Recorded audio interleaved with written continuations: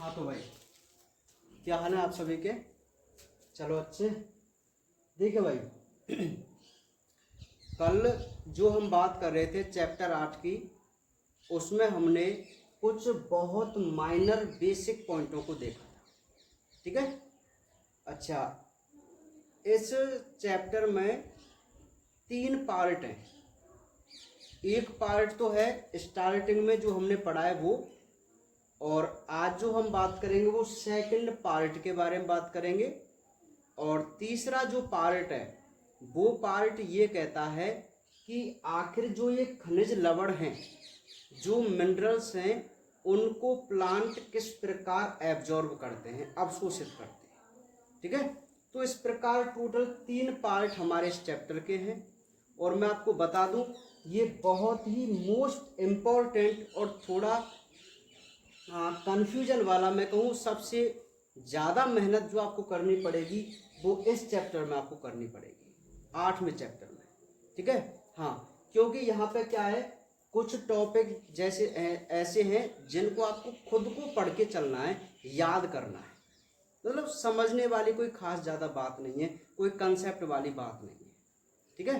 हाँ, कुछ टॉपिकों में देखिए, जैसे आज जो हम टॉपिक की बात करेंगे, मैं आपको एक बात बता दूं कि भाई अभी तक हमने ये देखा कि आखिर प्लांटों में कौन कौन से मिनरल की उपस्थिति होती है, कौन कौन से मिनरल्स होते हैं, किस प्रकार के होते हैं। ठीक है। और वहाँ तक हमने कुछ बातें कर ली थी। अब वो ये कह रहा है, यहाँ जो टॉपिक है वो है कि पादप पोषण में बृहत और सूक्ष्म पोषकों की भूमिका। ये टॉपिक क्या कह रहा है भाई, कि जो हमने 17 अनिवार्य तत्वों का अध्ययन किया, जिसमें 9 बृहत पोषक तत्व और 8 सूक्ष्म पोषक तत्व थे। ठीक है।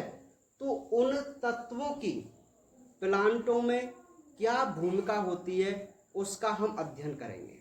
ठीक है। तो इस टॉपिक को समझने के पहले आप मेरी एक बात को जरा ध्यान से समझना।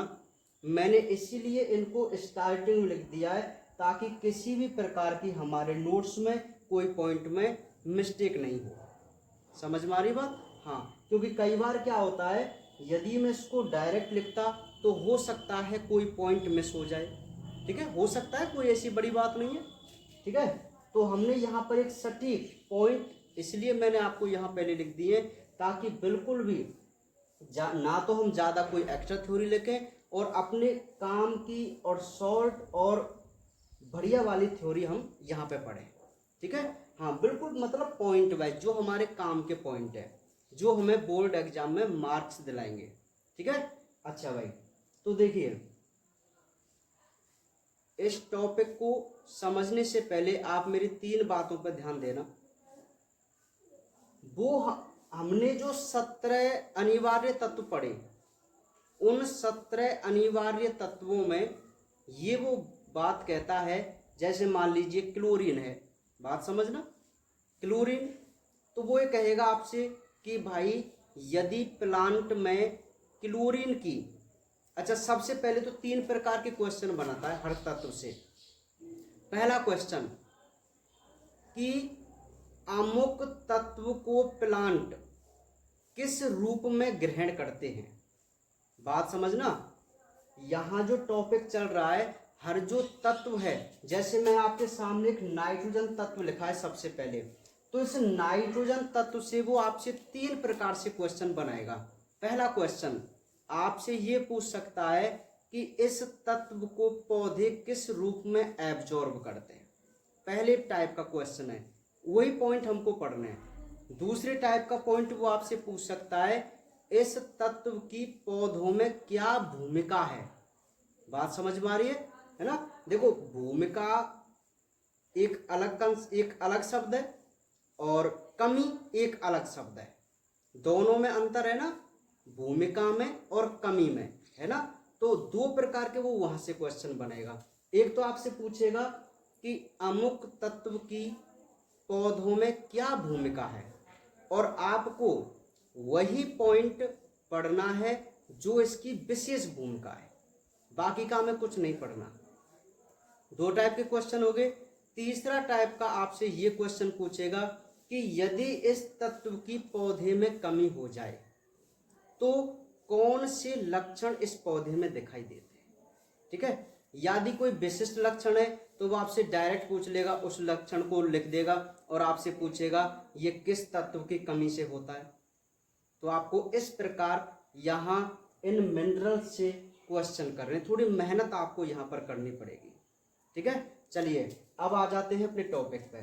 देखिए भाई, स्टार्टिंग में जो हमारे 3 मिनरल्स हैं, मैं आपको बताऊं कार्बन, हाइड्रोजन और ऑक्सीजन, उनके बारे में हम खास बात नहीं करते क्योंकि वहां से बिल्कुल भी कभी भी आपके पास क्वेश्चन नहीं आएगा। ठीक है, हाँ। नेक्स्ट जो हमारा सबसे पहला और इम्पोर्टेंट मिनरल्स है वो है नाइट्रोजन। कौन है भाई? नाइट्रोजन।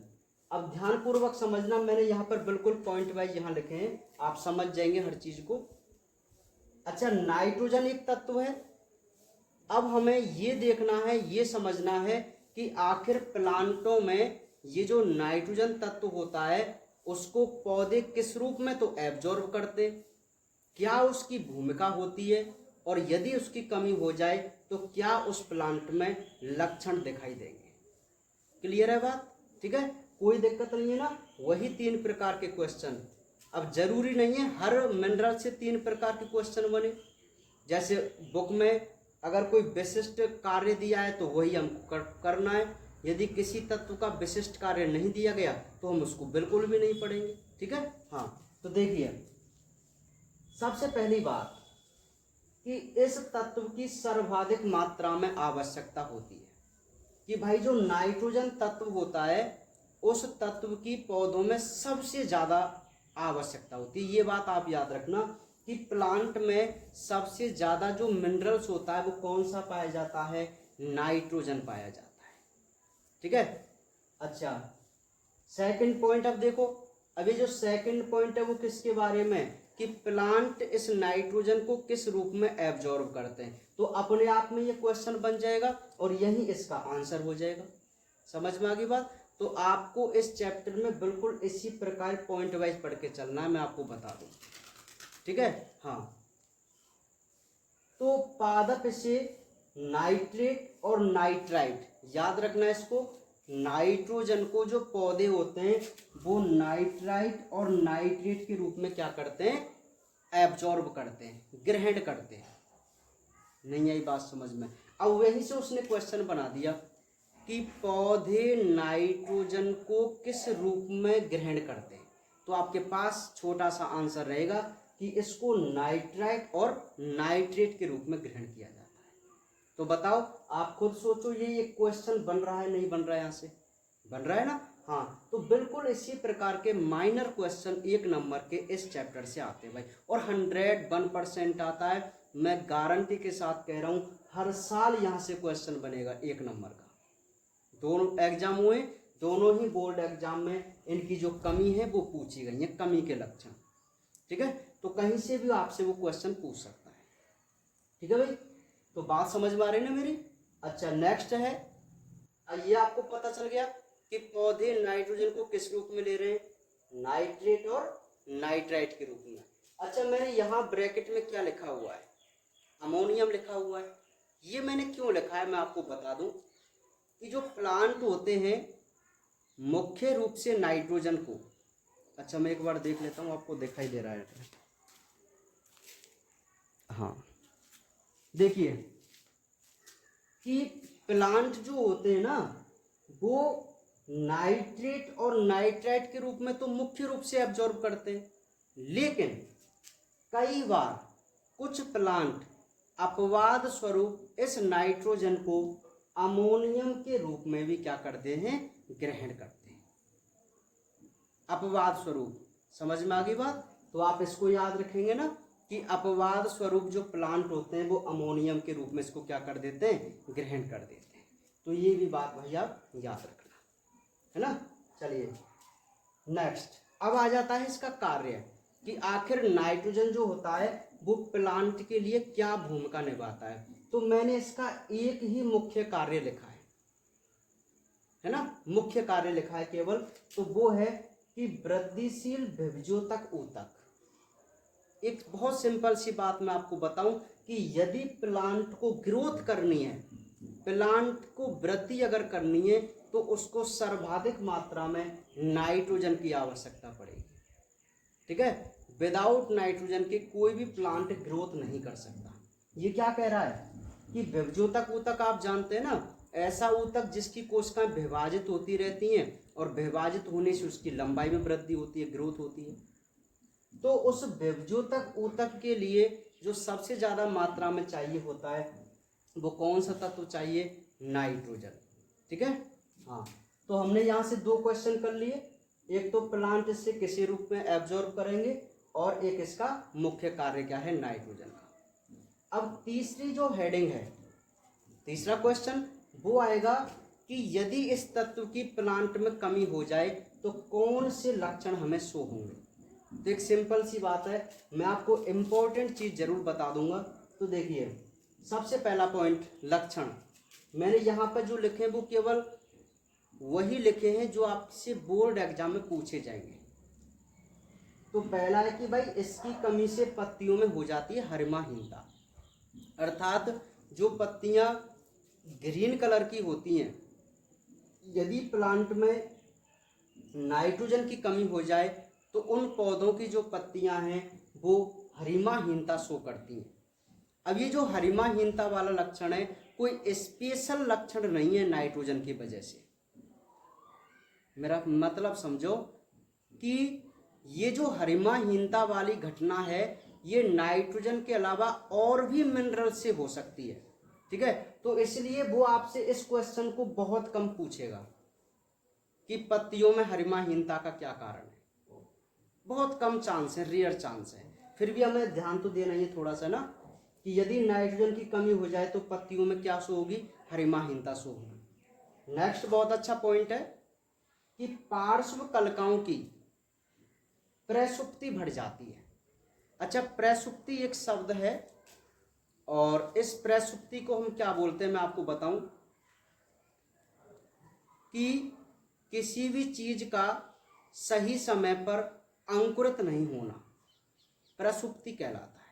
जैसे मैं आपको बताऊं, आपके पास कोई बीज है ना, तो कुछ बीज तो ऐसे होते हैं जो नए बने और तुरंत अंकुरित हो गए, लेकिन कुछ बीज ऐसे होते हैं जो नए बनते हैं और कुछ समय बाद अंकुरित होते हैं। मतलब तुरंत यदि आप उनको बोएं तो अंकुरित नहीं हो पाएंगे। तो अंकुरित होने में लगने वाला जो समय होता है वो उनका प्रसुप्ति काल होता है। अरे प्रसुप्ति का एक सीधा सा मतलब समझो कि उसका बाहर नहीं निकलना, अंकुरण नहीं होना। ठीक है, पार्श्व कलिकाएं क्या होती हैं? जो प्लांट के साइड में से निकलती हैं, और जब तक प्लांट के साइड में से कलिका नहीं निकलेंगी जो पौधा होगा वो बृहद आकार का नहीं होगा। अरे भाई, एक प्लांट तो होता है जो बिल्कुल सीधा जाता है, और यदि आपको एक छायादार पौधा चाहिए तो आपके लिए ये डालियां निकलनी चाहिए ना, साइड में से प्लांट के अंदर निकलनी चाहिए ना। तो वही तो पार्श्व कलिकाएं। यदि इस प्लांट में नाइट्रोजन की कमी हो जाए तो साइड वाली कलिकाएं नहीं निकलती हैं, वो प्रसुप्ति अवस्था में आ जाती है, जो कि एक कमी है। जबकि चाहिए होता है हमें अक्सर कि भाई पार्श्व कलिकाएं निकले। ठीक है, हाँ। तो इसका सेकंड है। तीसरा है पादप कैसे रह जाते हैं? बौने रह जाते हैं। तो ये तीन हमारे इस कमी के लक्षण होते हैं। ठीक है, चलिए नेक्स्ट है फॉस्फोरस। ये पहला समझ में आ गया आपको, नाइट्रोजन। दूसरा है फॉस्फोरस। तो फॉस्फोरस देखिए क्या होता है। सबसे पहली बात ये कहता है कि फॉस्फोरस को जो पौधे होते हैं वो केवल मृदा से ही ले सकते हैं, है ना, या मुख्य स्रोत इसका मृदा ही है। नेक्स्ट, पादप इसे डाईहाइड्रोजन फॉस्फेट और हाइड्रोजन फॉस्फेट के रूप में क्या करते हैं? ग्रहण करते हैं। बात को ध्यान से समझना। अब वही बात आ गई ना। अच्छा, ये क्वेश्चन बना सकता है ना कि प्लांट फॉस्फोरस को किस रूप में एब्जॉर्ब करते हैं, तो आपसे डायरेक्ट कहेगा कि वो इसे डाईहाइड्रोजन फॉस्फेट और हाइड्रोजन फॉस्फेट के रूप में ग्रहण करते हैं। नेक्स्ट, अब इसका कार्य कि फॉस्फोरस जो होता है वो एक NADP और एक ATP। अब आप NADP को मैं आपको नहीं बताऊंगा क्योंकि हम 11वें पाठ में 10वें 11वें पाठ में इस NADP का बहुत अच्छी तरीके से जिक्र करेंगे। ठीक है, फिलहाल आप इतना समझो कि जो NADP होता है वो आगे चलकर एक एंजाइम का निर्माण करता है जो पौधों में श्वसन की प्रक्रिया और प्रकाश संश्लेषण की प्रक्रिया के लिए बहुत ही आवश्यक होता है। NADP, nicotine amide dinucleotide phosphate. तभी हम इसकी फुल फॉर्म के बारे में बात करेंगे। ठीक है, हाँ, अभी मैं इसको समझाना बेहतर नहीं समझूंगा आपके लिए। फिलहाल इतना समझो कि ये NADP है जो आगे चल के एक अपचायक एंजाइम बनाता है जिसका हम डिटेल में जिक्र करेंगे, अध्ययन करेंगे पूरा। और ATP, अब ये तो आप जानते ही हैं, ऊर्जा। तो ATP और NADP बनाने में बताओ फॉस्फोरस की भूमिका है कि नहीं। यदि फॉस्फोरस नहीं होगा तो ये दो जो पदार्थ हैं वो बनेंगे क्या प्लांट में? नहीं बनेंगे। और ये जो दोनों पदार्थ हैं वो प्लांट के लिए बहुत मुख्य पदार्थ होते हैं। विदाउट इनके प्लांट कुछ भी नहीं है, ना तो वो ऊर्जा बना पाएगा और ना ही कोई श्वसन प्रक्रिया वगैरह कर पाएगा। और यदि वो श्वसन नहीं करेगा, ऊर्जा नहीं बनाएगा तो प्लांट ग्रोथ कर जाएगा क्या? नहीं होगा ना। ठीक है, तो ये इसका मुख्य कार्य है भाई फॉस्फोरस का कि यह पौधों के लिए NADP और ATP का फॉर्मेशन करवाता है। तीसरी है, अब तीसरा क्वेश्चन कि भाई आप बताइए यदि फॉस्फोरस की प्लांट में कमी हो जाए तो क्या लक्षण शो होते हैं। तो हम बताएंगे यदि फॉस्फोरस की कमी हो गई प्लांट में तो पौधे बौने और गहरे रंग के हो जाते हैं, डार्क कलर के। दूसरी बात, पत्तियों और फलों में ऊतक क्षय क्षेत्र बन जाते हैं, नेक्रोटिक। मैं कहूँ कि जो फ्रूट होते हैं और पत्तियां होती हैं उनमें कुछ झड़ने जैसी या मैं कहूँ एक छिद्र जैसी संरचनाओं का निर्माण हो जाता है। ये क्वेश्चन है, इस क्वेश्चन पे ध्यान देना। वो आपसे पूछ सकता है कि फलों तथा पत्तियों में नेक्रोटिक रीजन का बनना या ऊतक क्षय क्षेत्र का बनना किस तत्व की कमी के कारण होता है, क्योंकि ये इसका विशिष्ट लक्षण है। ऊतक क्षय क्षेत्र केवल प्लांट में फॉस्फोरस की वजह से ही बन सकते हैं, तो ये विशिष्ट लक्षण है। तो यहां से वो आपसे क्वेश्चन पूछ सकता है। इस लाइन से थोड़े पूछेगा कि पौधे बौने रह गए, क्यों रह गए। समझ में आ गई बात? आपको वही पॉइंट पढ़ के चलना है जो उसका विशिष्ट कमी का लक्षण है।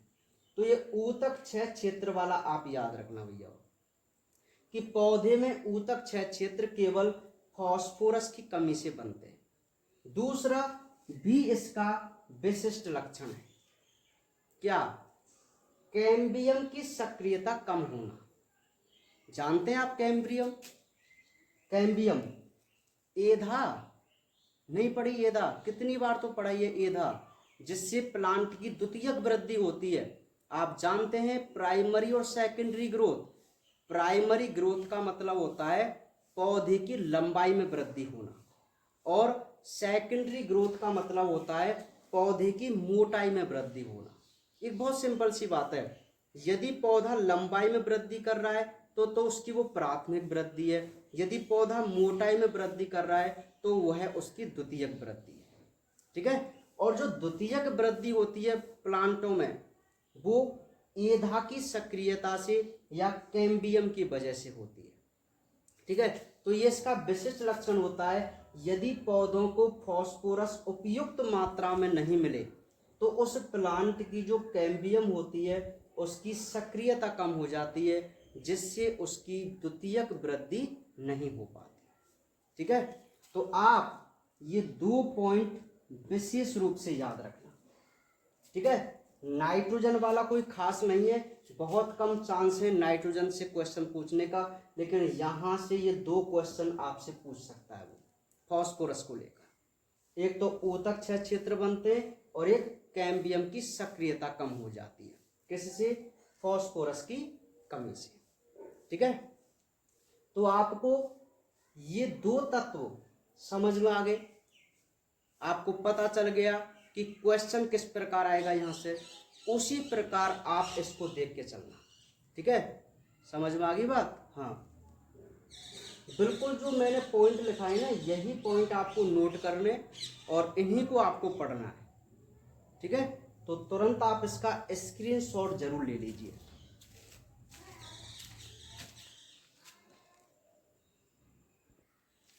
हाँ भाई, देखिए तो हमने नाइट्रोजन और फास्फोरस दो मिनरल्स देख लिए थे। उसके बाद अब हम जो दो और मिनरल्स देखेंगे वो हैं कैल्शियम और पोटेशियम, ठीक है? अच्छा, इनके आप स्क्रीनशॉट जरूर ले लेना, क्योंकि आपको जो पीडीएफ नोट्स डाली जाएंगी हो सकता है उसमें कोई पॉइंट एक्स्ट्रा हो या कोई रह गया हो, ठीक है? हाँ, क्योंकि हर ईयर के हिसाब से हमें नोट्स भी चेंज करने पड़ते हैं, पर अब सिस्टम ये है कि क्लास चल रही नहीं है ना? बाकी हम क्या है, हर साल अपने नोट्सों को मॉडिफाई करते रहते हैं ना, हाँ, एग्जाम के अकॉर्डिंग, ठीक है? हाँ, चलिए देखिए भाई, नेक्स्ट है कैल्शियम। तो सब कैल्शियम की जो हम बात करें तो सबसे पहले हमें ये पॉइंट है कि जो कैल्शियम होता है वो मिट्टी में एपेटाइट, कैल्साइट और डोलोमाइट, हाँ आप मत याद रखो, कोई दिक्कत वाली बात नहीं, एपेटाइट और कैल्साइट अयस्क के रूप में होता है। अभी ये एब्जॉर्ब वाली बात नहीं हुई, अभी मैंने ये नहीं बताया कि पौधे इसको एब्जॉर्ब किस रूप में करते हैं। पहला पॉइंट ये कह रहा है कि मिट्टी में जो कैल्शियम होता है वो इन अयस्कों के रूप में होता है, ठीक है? लेकिन जो पौधे होते हैं वो इसका अवशोषण कैल्शियम आयन के रूप में करते हैं, ठीक है? तो कैल्शियम का जो अवशोषण है वो पौधे किस रूप में करते हैं भाई? कैल्शियम आयन के रूप में, ठीक है? नेक्स्ट, अब इसका कार्य, इसका एक मुख्य कार्य एक तो क्या होता है कि यह कोशिका भित्ति की मध्य पटलिका का, एक कोशिका भित्ति है, मैंने आपको बताई थी कोशिका भित्ति, जब हमने उसकी हिस्टोलॉजी पढ़ी, आंतरिक संरचना को पढ़ा, तो वहां हमने एक मध्य पटलिका की बात की थी, आम की जब हमने बात की थी, ठीक है? हाँ, तो कोशिका भित्ति की जो मध्य पटलिका होती है उसका मुख्य घटक होता है कौन? कैल्शियम। अब वो यहाँ से एक क्वेश्चन छोटा सा बना सकता है कि कोशिका भित्ति की मध्य पटलिका में कौन सा मुख्य तत्व पाया जाता है? तो आपको याद रखना है कैल्शियम तत्व पाया जाता है। कहाँ पाया जाता है कैल्शियम तत्व? मुख्य रूप से कोशिका भित्ति की मध्य पटलिका में, ठीक है? नेक्स्ट, ये जो होता है कैल्शियम, उसका काम होता है एक तो कार्बोहाइड्रेट और अमीनो अम्ल का परिवहन कराना प्लांट के अंदर, ये इसका काम होता है। और इसके अलावा ये कोशिका का विभाजन और कोशिका के विवर्धन जैसी क्रियाओं को भी क्या करता है? प्रभावित करता है ना? तो आप कार्य यदि आपसे पूछे तो आप कहना कि एक तो यह कोशिका भित्ति की मध्य पटलिका का मुख्य घटक है, और इसके अलावा यह कार्बोहाइड्रेट और अमीनो अम्ल का क्या करता है? परिवहन करता है, ठीक है? नेक्स्ट, न्यूनता के लक्षण। अब हम बात करते हैं कि भाई न्यूनता के लक्षण, अर्थात प्लांट में कैल्शियम की कमी हो जाए तो उसमें कौन से स्पेशल लक्षण दिखाई हमें देते हैं। तो देखिए, सबसे पहला, एक तो कोशिका भित्ति का जो लचीलापन है वो समाप्त हो जाता है। कोशिका भित्ति का लचीलापन क्या हो जाता है? समाप्त हो जाता है। किससे? यदि प्लांट में कैल्शियम की कमी हो, ठीक है? अभी जो दूसरा पॉइंट है वही आपको पढ़ के चलना है, क्योंकि यहां से वो क्वेश्चन पूछ सकता है। ये इंपॉर्टेंट लक्षण है इसका, कैल्शियम का। देखिए क्या कि कैल्शियम का जो कार्य होता है वो कोशिकाओं का विभाजन और विवर्धन करना होता है। यदि इसकी कमी हो गई तो ऊपर की तरफ की जो पत्तियां होती हैं, क्योंकि कोशिकाओं में विभाजन और विवर्धन जो होता है वो हमेशा सीड्स वाली कोशिकाओं में ज़्यादा होता है, जिससे प्लांट की वृद्धि होती है। तो यदि कोशिका का विभाजन नहीं हो तो क्या होगा? आगे की तरफ की जो पत्तियां हैं वो नहीं बढ़ेंगी, जिससे क्या होता है कि पत्तियों का जो शीर्ष भाग है वो नीचे की ओर झुक जाता है। यदि प्लांट में कैल्शियम की कमी हो तो पत्तियों का जो शीर्ष भाग है वो नीचे की ओर झुक जाता है, जिसे अंकुशित शीर्ष कहते हैं।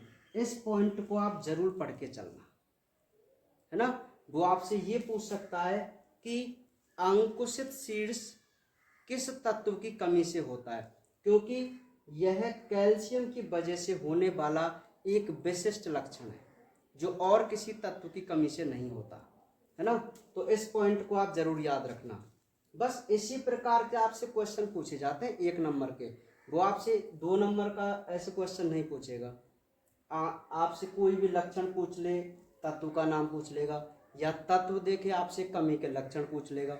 जैसे उसने दे दिया कि कैल्शियम पोटेशियम की कमी से होने वाले 2 लक्षण बताओ, तो बस हो गया क्वेश्चन। तो आप 2 लक्षण विशिष्ट रूप से याद कर ही लेंगे, ठीक है। हाँ, तो समझ में आ गई बात कि अंकुशित शीर्ष होना किस तत्व की कमी से, कैल्शियम तत्व की कमी से, ठीक है। नेक्स्ट है पोटेशियम। तो पोटेशियम का जो अवशोषण है वो पोटेशियम आयन के रूप में किया जाता है। किस रूप में किया जाता है? पोटेशियम आयन के रूप में। अब इसका कार्य बहुत इंपॉर्टेंट है कि आखिर प्लांट में पोटेशियम की क्या मुख्य भूमिका होती है। तो मैं आपको बता दूं, अभी हमने कुछ दिन पहले पढ़ाई था सक्रिय पोटेशियम आयन स्थानांतरण। किस लिए पढ़ा था भाई? रंध्रों के खुलने और बंद होने के लिए पढ़ा था, नहीं पढ़ा था? तो हम क्या पढ़ रहे हैं? वही पोटेशियम तो पढ़ रहे हैं। तो इसकी भूमिका ही तो है कि एक तो जो पोटेशियम होता है वो रंध्रों के खुलने और बंद होने वाली क्रिया को कंट्रोल करता है, और उसके अलावा ये प्रकाश संश्लेषण की क्रिया में भी भाग लेता है। समझ में आ गई बात?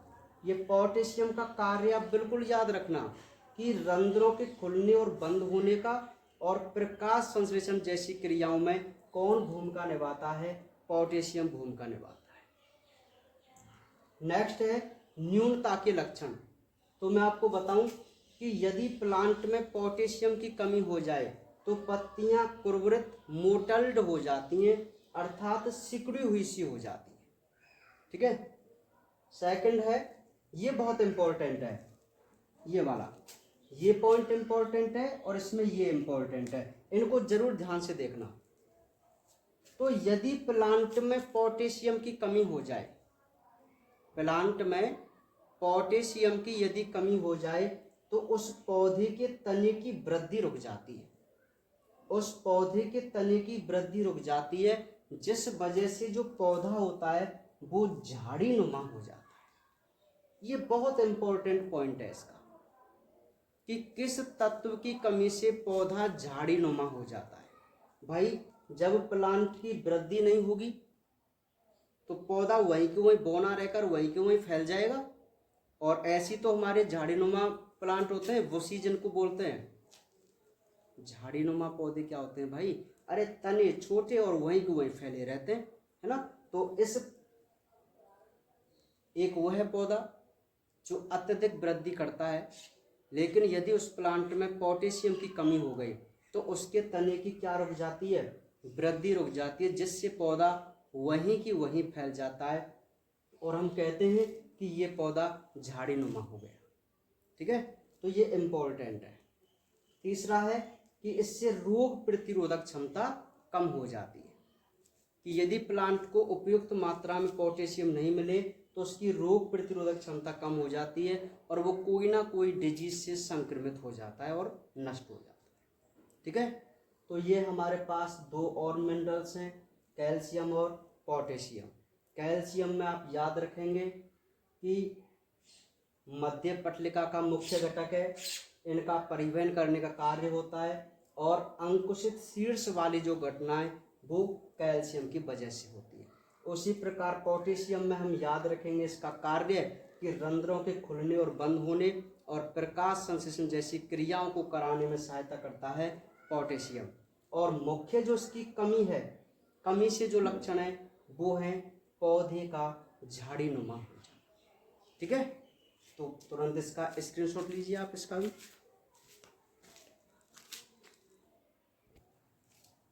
ठीक है भाई, देखिए तो हम 4 मिनरल्स पढ़ चुके हैं और ये 5वां और 6वां मिनरल्स है।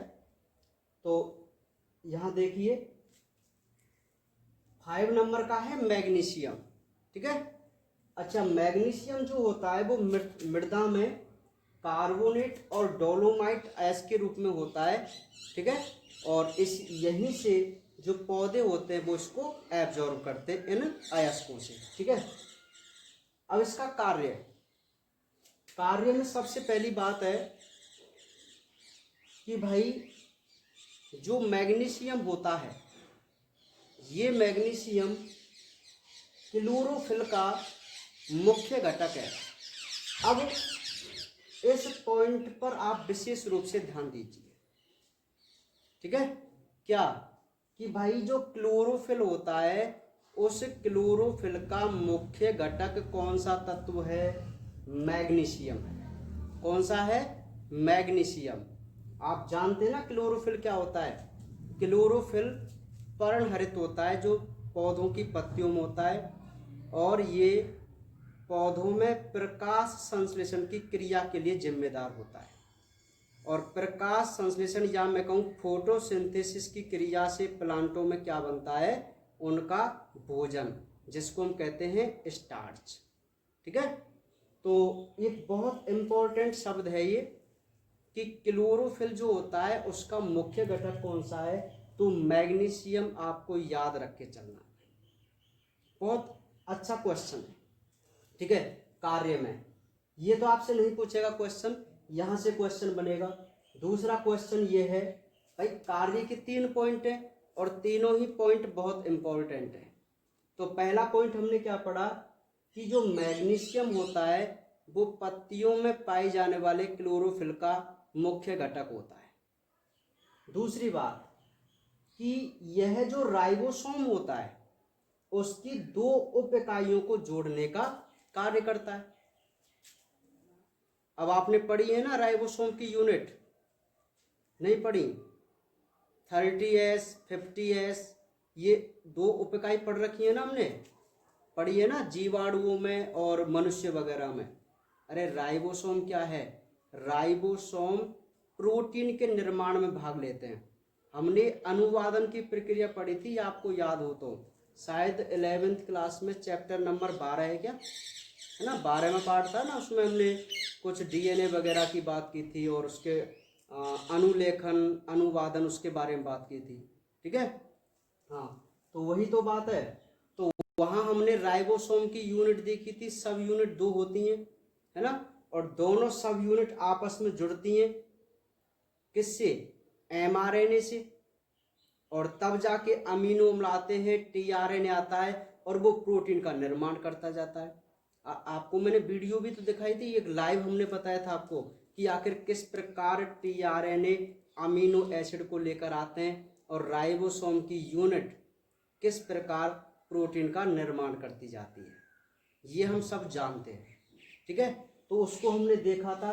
तो भाई जो राइबोसोम की यूनिट होती है, अरे आपको नहीं है यार, मैंने आपसे ये कहा था कि भाई ये mRNA है mRNA। तो सबसे पहले क्या होता था कि एक 30S सब यूनिट जुड़ जाती थी, है ना? अब आता था tRNA, इस पे हमने कोडोन देखे थे और जैसे ही कोई tRNA आता है, tRNA की संरचना आपने देखी है सभी ने, इस प्रकार होती थी और यहाँ अमीनो एसिड जुड़ा हुआ होता था। तो जैसे ही tRNA आता है राइबोसोम की दूसरी यूनिट भी इससे जुड़ जाती है। ठीक है, अब बनता है संपूर्ण राइबोसोम। याद है ना आपको? हाँ, तो देखिए ये जो संपूर्ण राइबोसोम बना, अब यहाँ जो राइबोसोम की 2 यूनिट हैं, ये दोनों सब यूनिट ये आपस में जुड़ी, तो ये जो जुड़ी थी वो किस तत्व से जुड़ेंगे? वो मैग्नीशियम से जुड़ेंगे। किससे जुड़ेंगी? मैग्नीशियम से। अरे भाई प्लांट में, पौधों में प्रोटीन की आवश्यकता है कि नहीं। हर प्राणी के लिए प्रोटीन चाहिए, क्योंकि विदाउट प्रोटीन के वो अपनी कोई भी कार्य या मैं कहूँ वृद्धि नहीं कर सकते। और प्रोटीन बनता है राइबोसोम की सहायता से। और राइबोसोम के अणु कहाँ होते हैं? खुरदरी अंतःप्रद्रव्य जालिका पे, याद है ना आपको, रफ एंडोप्लाज्मिक रेटिकुलम।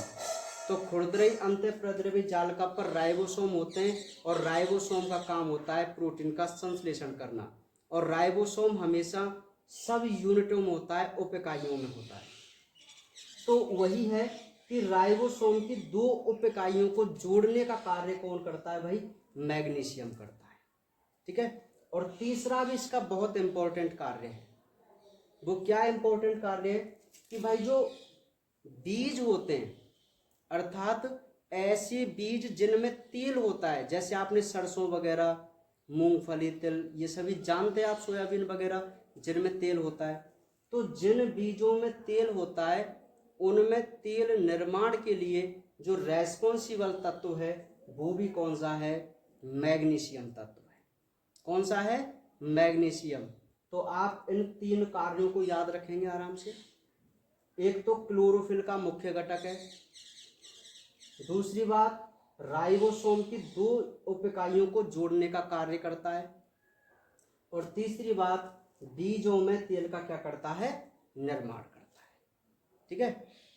नेक्स्ट है न्यूनता के लक्षण, कि भाई यदि मैग्नीशियम की प्लांट में कमी हो जाए तो कौन कौन से न्यूनता के लक्षण शो होते हैं, तो हमें देखना है। एक तो कि एंथोसाइनिन वर्णक बनने के कारण, कि यदि प्लांट में मैग्नीशियम तत्व की कमी हो जाएगी तो एंथोसाइनिन वर्णक बनेगा, जिस कारण पत्तियों पर लाल, पीले, नारंगी रंग के धब्बे दिखाई देने हमें लग जाते हैं, या इस प्रकार के धब्बे बन जाते हैं जो हमें दिखाई देते हैं प्लांट की पत्तियों पर। ठीक है। नेक्स्ट, पत्तियों में अंतराश्री हर्म्यहीनता। मतलब क्या होता है कि जो सिराएं होती हैं, पत्तियों की सिराएं जहाँ वाटर वगैरह पाया जाता है, तो वहाँ हर्म्यहीनता हो जाती है, जिसको हम अंतराश्री हर्म्यहीनता बोलते हैं। ठीक है। तो ये था हमारा मैग्नीशियम। नेक्स्ट है सल्फर। तो सल्फर क्या है भाई?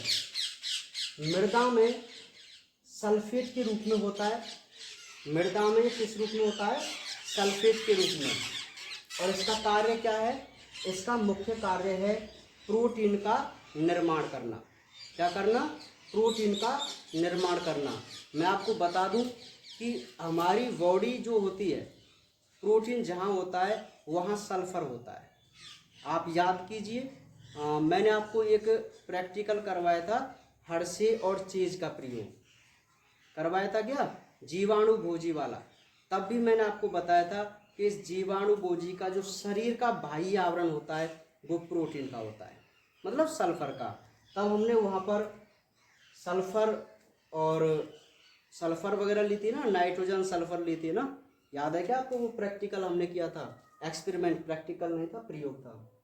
चलिए, अब है एक न्यूनता के लक्षण। तो भाई यदि पौधे में सल्फर की कमी हो जाए तो क्या लक्षण शो होते हैं? वो कहता है कि एक तो सल्फर युक्त अमीनो अम्ल की क्या हो जाएगी? कमी हो जाएगी। दूसरी बात, मोटी भित्ति युक्त ऊतक जैसे स्क्लेरेनकाइमा है, कोलेनकाइमा है, इन ऊतकों की मात्रा में क्या हो जाती है? वृद्धि हो जाती है, और पादप कैसे रह जाते हैं? बौने रह जाते हैं। ठीक है। और एक सिंपल सी मैं आपको बात बता दूं कि इनके जो न्यूनता के लक्षण हैं वो बिल्कुल भी कभी आपसे नहीं पूछे जाएंगे। ठीक है, क्योंकि बिल्कुल भी इम्पोर्टेंट नहीं है। समझ में आ गई बात? यहाँ जो इम्पोर्टेंट रूप से आपको ध्यान देना है ना, तो आप मैग्नीशियम के कार्यों पर ध्यान दे देना। इन दोनों मिनरल्स में मैग्नीशियम के कार्य, ये कार्य ही बहुत इंपॉर्टेंट क्वेश्चन के रूप में बन सकते हैं।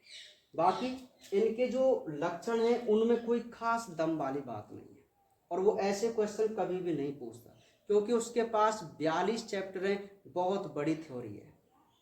ठीक है। तो वो केवल आपसे सेलेक्टिव ही क्वेश्चन पूछेगा, छोटे मोटे और फालतू के क्वेश्चन नहीं पूछेगा आपसे कभी भी। समझ में आ गई बात? हाँ, तो आप यहाँ पर मुख्य रूप से इसके कार्यों पे ज़्यादा ध्यान देना, ठीक है। तो ये आपके 6 मिनरल्स हो गए, इनका तुरंत आप स्क्रीनशॉट इनका भी ले लीजिए।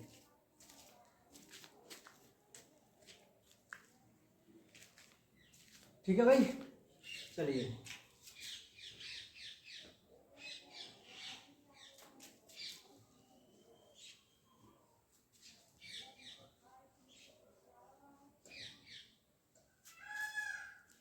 तो आज हम केवल अपने 6 मिनरल्स ही पढ़ेंगे, क्योंकि यदि हम ज़्यादा कराने को तो और मिनरल्स हो जाएंगे, लेकिन एक साथ ज़्यादा मिनरल्स यदि हो गए तो आप उसको कवर नहीं कर पाएंगे।